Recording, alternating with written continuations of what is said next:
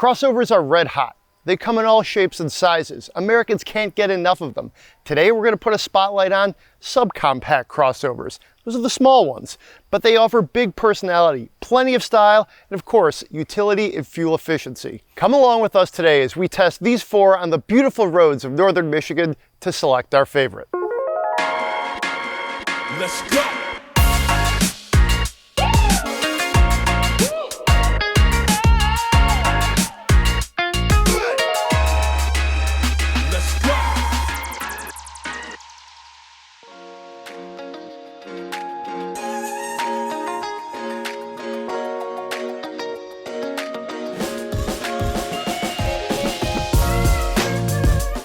When the Kia Soul first debuted back in 2008 at the Paris Motor Show, a lot of people didn't really know what to make of its funky box-like styling.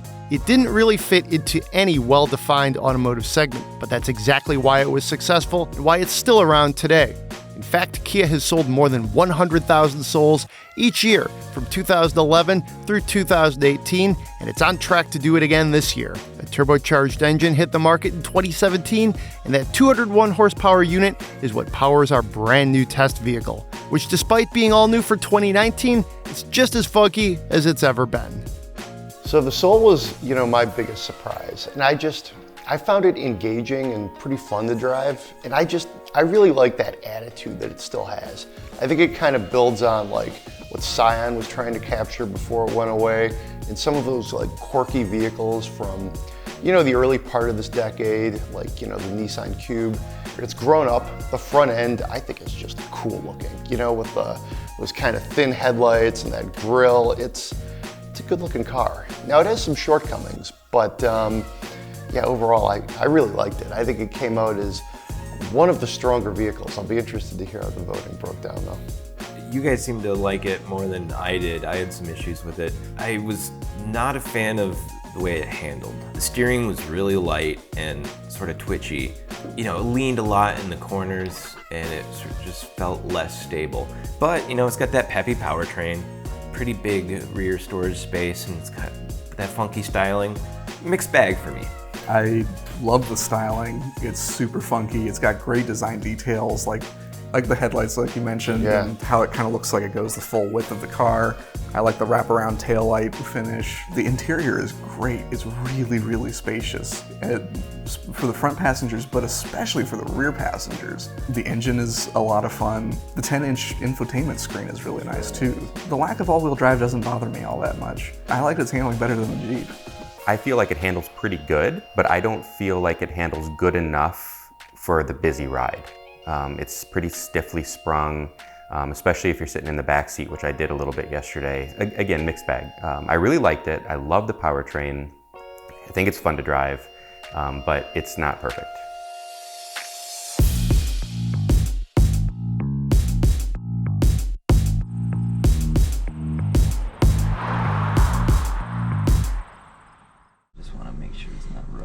He had $1 for every time. There we go. Have fun. Thank you.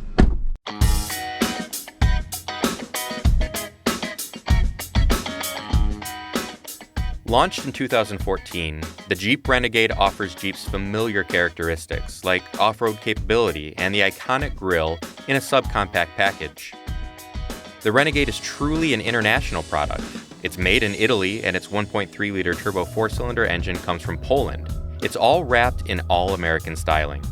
For 2019, the Renegade is updated with a new front fascia, aluminum wheels, and new LED headlights. For Jeep fans, the Renegade is an entry point to the brand for those seeking style and capability, but in a smaller package. All right, so we had a Jeep here, which I think is actually exciting. They're playing in this small segment. I mean, it's definitely the most utility of all these cars. It's a Jeep, it's all-wheel drive. I would feel comfortable off-road in it. I've never loved the Renegade though, but I'm starting to like it a little bit more after this last go-around. That 1.3-liter turbo is kind of a surprise. There's a lot of turbo lag, but once it gets going, it's pretty potent, and it sounds really good from outside the car, not so much from inside the car. Doesn't really sound like much, but there's like some burbles and almost like crackles from the exhaust. I really also like Uconnect, and I like the way everything is sort of laid out on the center stack. You know, it doesn't handle nearly as well as the other cars, and I'm not in love with the styling either. I disagree with John on a couple things. I actually like the way Good. it looks. Let's have some controversy here. I think it looks handsome. It's a nice, boxy, rugged-looking little thing. It looks like a tiny Cherokee, or, well, a tiny XJ Cherokee, Maybe or a toaster. yeah. So does the Soul, but or even like a tiny Wrangler. I do agree. Like the engine is really nice. It's got good power. It doesn't feel as quick as the others. I think it's just it's a heavier vehicle. I don't like the handling. It doesn't have a whole lot of grip. It's got a lot of body roll. And what really bugs me is the steering is really vague and no feel. It's not something that's fun to take on corners. So your initials are JK. You're sort of our Jeep guru, if you will. How do you feel about the smallest of the Jeeps? I guess as the unofficial Jeep guru, you'd think that I would be most drawn to this vehicle, and you'd be right. It's the one that I want to like. When I'm looking at all the specs on paper, doing my walk around, just like which one of these am I initially drawn to, and it's the Jeep. I actually think the styling is pretty fun. It's kind of like a funky take on the boxy 80s XJ. The headlights I think are super cool also, and they work really well. It's kind of like a modern take on the traditional Jeep front end. The driving experience is the worst part, and that's especially obvious when you drive it back to back with the Kona. Joel's right. The steering is very vague on center.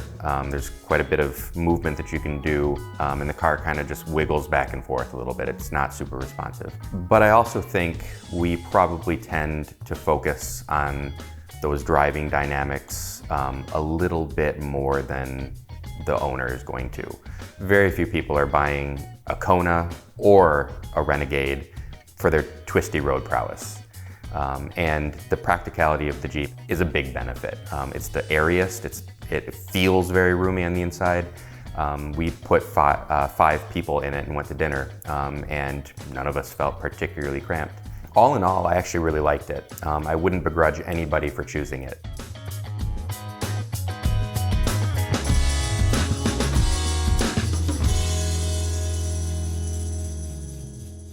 The Honda HR-V actually represents the longest running nameplate in this group. The HR-V originally launched at the turn of the millennium in both 4-door and 2-door varieties, but was never offered here in the United States. We didn't get the HR-V until 2016, and that version is what we are testing today in a slightly refreshed form for 2019.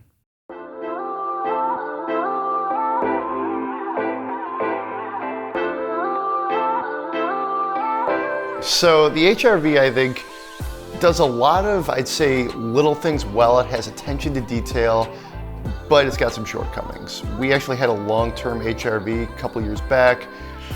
Didn't grade out so well at the end of its year-long test.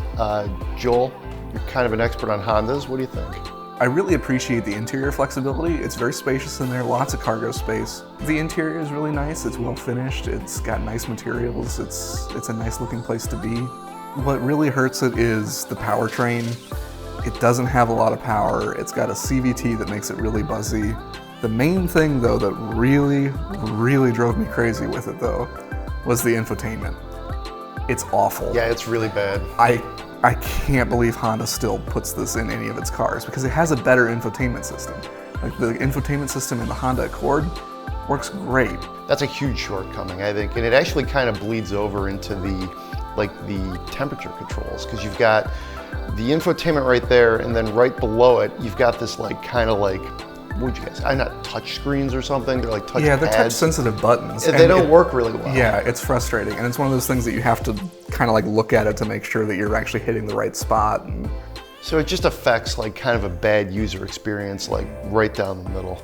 Honestly, it's the only one that I would really, really not want to park in my own driveway. I hate that transmission. I think it's terrible, specifically because it's working with too little power. The sound of the engine is terrible. It's like drones constantly. It didn't matter if I gave it quarter throttle, half throttle, whatever. It seemed like it didn't go any faster. and it just like stuck at that constant RPM. Like this is the car that gives CVTs such a bad name, and it drives me crazy. It's not all bad though. The steering is very good. It reminds me of like classic Hondas of old 80s, 90s that had great steering.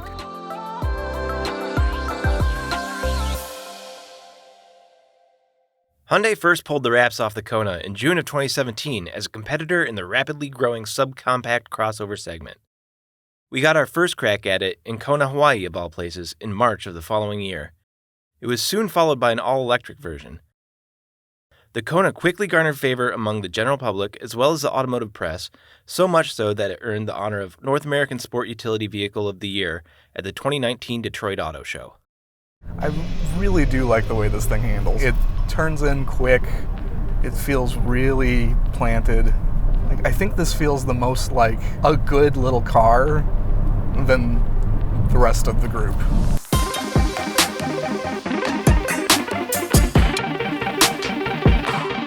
So the Hyundai Kona, for me, this is actually one of the more polarizing ones, but I'll be interested to hear what you guys think. Yeah, I think it's the most fun to drive out of the four that we have. So they really did a good job on that ride handling balance. The powertrain I also think was really good. It's very closely related to the engine and DCT, dual clutch transmission of the Soul, but it's tuned differently. It's a little bit less powerful, I think 175 horse versus 201 horse. The Kona I really, really liked, the demerit being lack of cargo space and tight backseat. I had so much fun driving this thing. And like Jeremy said, it's a little bit down on power compared to the Soul, but it really doesn't feel like it's that far down on power. It still feels really quick. I mean, the handling makes up for a lot of that. Like, you can carry speed through corners. You don't have to constantly be getting on the gas. It's very fun, and it's probably the one that I would want to take home. But because of how small it is on the inside, it's not necessarily the one that I would recommend to everyone. We couldn't get all of our test luggage into it. When Joel and I were driving up here, I spent the first couple hours in the Honda, and then we switched and I got into the Kona, and it was much more comfortable. The seating position, I liked spending time in the Kona a lot better than probably any of the other cars. I sort of like the looks, but like that plastic cladding and like all the stuff that is on there, to me it seems way overly complex. But it has some strong points. The powertrain is very good. You know, like Jeremy, like you said, it's well tuned for its purpose, which is critical. I think the HR-V is slightly more comfortable, but I think the Kona is like right there with it as far as being just, in general, being a very comfortable car. And I'd say ahead of, you know, the Jeep and the Kia.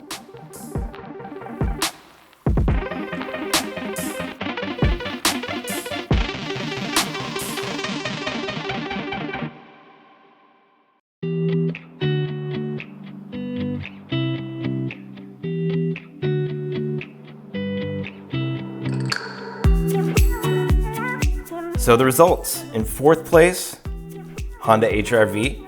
I did a 100-point scale, so that one is 72 points. Third place, Jeep Renegade at 75 points. Second place, Hyundai Kona at 78.9, so 79.